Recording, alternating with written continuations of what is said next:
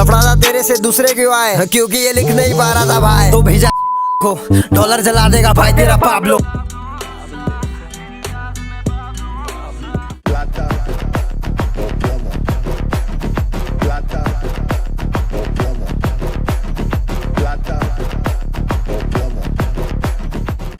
दोस्तों, Pablo Escobar एक ऐसा शख्स जो ठंड लगने पर $2 मिलियन में आग लगा देता है। जी हाँ, आपने सही सुना, $2 मिलियन। ये वही शख्स था जिसपे 4000 लोगों के खून का आरोप लगा था, जिसमें 200 जज, 1000 पुलिस वाले और जर्नलिस्ट भी थे। तो ये वीडियो उन लोग के लिए जिन्हें पाब्लो एस्कोबार के बारे में नहीं पता, और ये वीडियो उनके लिए भी है जिन्हें पाब्लो एस्कोबार की लाइफ से फैसिनेटेड है।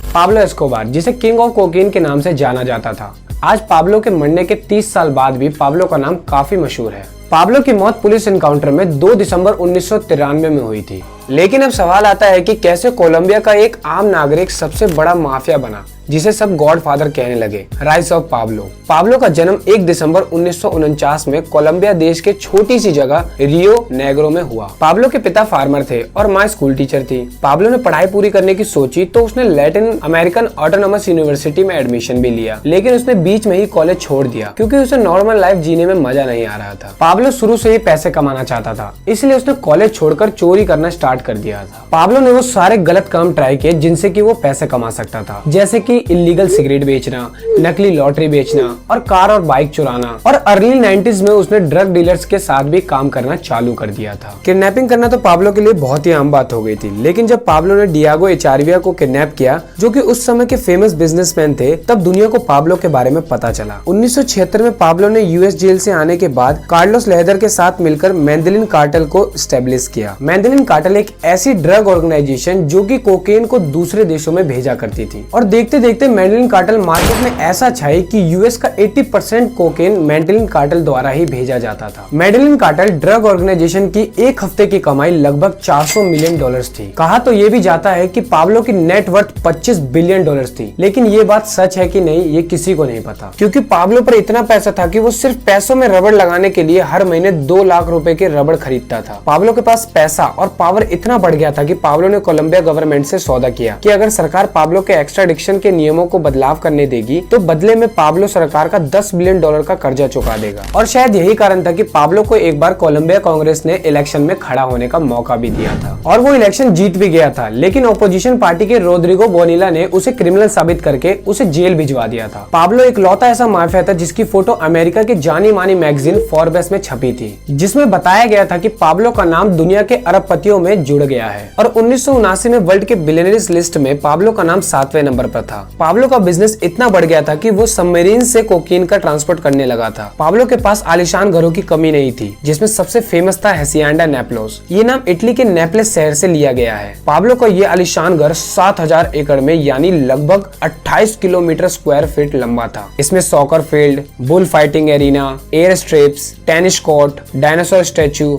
और जू भी था। जू सिर्फ नाम के लिए था, बल्कि इस चिड़ियाघर में 200 से ज्यादा जानवरों को रखा जाता था। लेकिन पाब्लो की मौत के बाद सभी जानवरों को जू में भेज दिया गया, लेकिन 4 हिप्पोस को वहीं छोड़ दिया गया। पाब्लो ने शुरुआत में जिन प्लेन से कोकेन को सप्लाई किया था यूएस में, उसने उन प्लेन्स को अपने घर के सामने खड़ा कर रखा था, और ये घर अब टूरिस्ट प्लेस बन चुका है। आलीशान घर के अलावा पाब्लो ने आलीशान जेल भी बनवाई थी। 1991 में पाब्लो ने पुलिस वालों से कहा कि मैं सरेंडर कर दूंगा, लेकिन मेरी एक शर्त है, अगर मुझे मेरी ही जेल में रखा जाए तो। और पता नहीं कैसे कोलंबिया पुलिस और गवर्नमेंट ने उसे इजाजत दे दी। पाब्लो अब अपनी ही बनाई हुई जेल में रहने लगा। पाब्लो ने अपनी जेल का नाम ला कैथेड्रल रखा था, जिसमें नाइट क्लब, स्पा, वाटरफॉल जैसी चीजें तो थी ही, बल्कि टेलीफोन, कंप्यूटर्स और फैक्स मशीन भी थी। पाब्लो ने जेल के 2 कर्मचारियों को मार दिया था, तो इसीलिए पुलिस ने डिसाइड किया कि पाब्लो को बिना सुविधा वाली जेल में रखा जाए। लेकिन ये खबर सुनते ही पाब्लो जुलाई 1992 को फरार हो जाता है, लेकिन पुलिस 2 दिसंबर 1993 को उसका एनकाउंटर कर देती है। पाब्लो बहुत से लोगों के लिए क्रिमिनल था, लेकिन बहुत से लोगों के लिए वो रॉबिन हुड जैसा था, क्योंकि पाब्लो ने बहुत से बेघरों को घर दिया, चर्च बना के दिया, हॉस्पिटल बनवाए, सुविधा प्रोवाइड की जो उन्हें चाहिए थी। यही वो लोग थे जो पाब्लो के अंतिम संस्कार में आए। दोस्तों, पाब्लो के बारे में आपको जानकर कैसा लगा कमेंट करके जरूर बताएं, और अगर चैनल पर नए हैं तो सब्सक्राइब करना ना भूलें।